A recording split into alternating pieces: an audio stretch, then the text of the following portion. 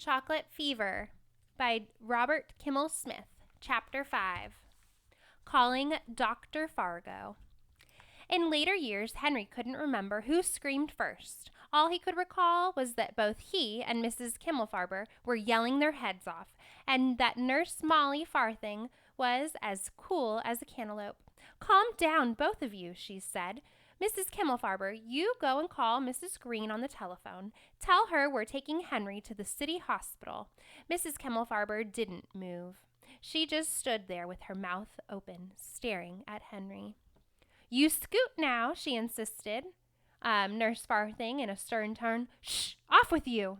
"And you, Henry Green," she said as Mrs. Kimmel left the room, "are coming with me. Let us go, quietly, calmly."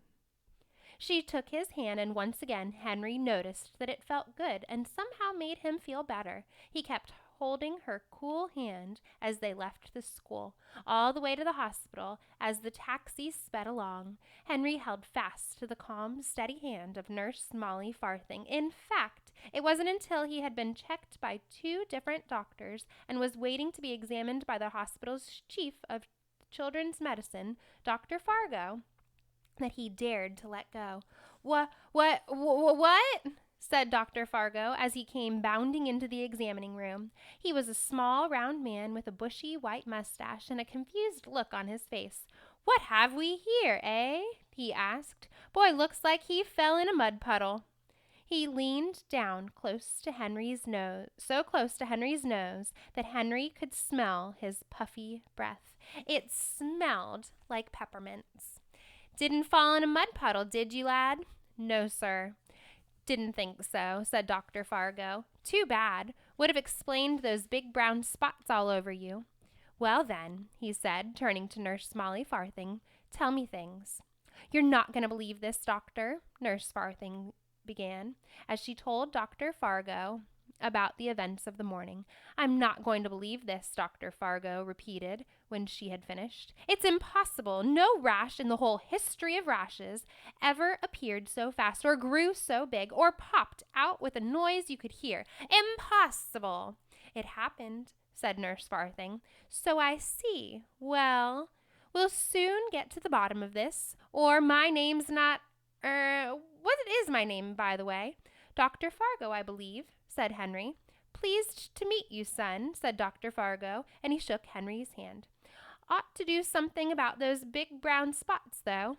"Yes, sir," said Henry, who was beginning to be confused himself. Dr. Fargo took Henry to the examining table and switched on the big lamp. For a full 5 minutes he said nothing but and "ha" as he poked and prodded Henry. He looked at every big brown spot and at all the bare spots in between the brown spots. He looked with a magnifying glass and without a magnifying glass, in Henry's eyes and ears and nose and even under his tongue. Finally he said, "I don't know any more than when I started. They look just like your typical big brown spots, except, of course, in the whole history of the civilized world, there has never been a case of big brown spots before." "I'm frightened," said Henry. "I'm Dr. Fargo," said the doctor. "That much I know. Now, what I'd like to do is get to know more about those brown spots of yours." He wet the tip of a cotton swab and brushed it gently against one of the big brown spots on Henry's right arm. "Ouch!" said Henry. "Did that hurt?" "No." "Then why did you say ouch?" "Because," said Henry, "I thought it was going to hurt." "I see," said Dr. Fargo. Shaking his head, he put the cotton swab into a glass jar. "Take this to the laboratory at once," he said to one of his assistants, and the man rushed out of the room. "In a few minutes we'll know more about those big brown spots of yours," the doctor said. Hands behind his back, he began to pace the room. Suddenly he stopped, his nose in the air. "Who has been eating a candy bar in my office?" he demanded. No one answered. Dr. Fargo's nose twitched from side to side as he sniffed the air. "I smell candy," he said. "Someone's been eating a candy bar."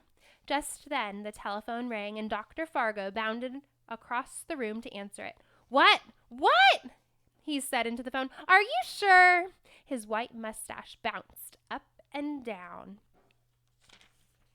as Dr. Fargo sank slowly into a chair. He put the telephone down, a look of amazement on his face. "Chocolate," he said. "Those big brown spots are pure chocolate." "Chocolate?" gasped Nurse Farthing. "Chocolate!" exclaimed Henry Green. "Chocolate," echoed Dr. Fargo's two assistants. "Exactly," said Dr. Fargo. "The boy, it seems, is nothing more than a walking candy bar."